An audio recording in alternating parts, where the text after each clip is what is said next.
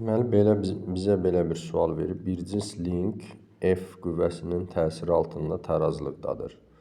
Bu qüvvənin linkə təsir edən ağırlıq qüvvəsinə olan nisbətini tapın. Yəni, bizdən F-in mg-yə olan nisbətini istəyir. Bu nisbətin nəyə bərabər olduğunu bilir. Təbii ki, bu çəkisiz link ola bilməz. Çünki bunu F qüvvəsi ilə tarazlıqda saxlayıbsa, deməli, bu linkə təsir edən, linkin özünün çəkisi vardır. Linkin kütləsini M götürsək, M.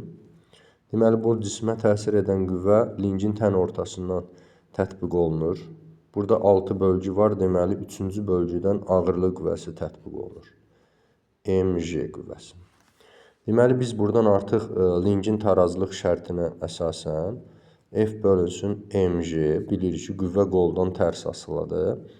Artıq F böl mg, mg-nin qolu 2-dir, 2 bölgü.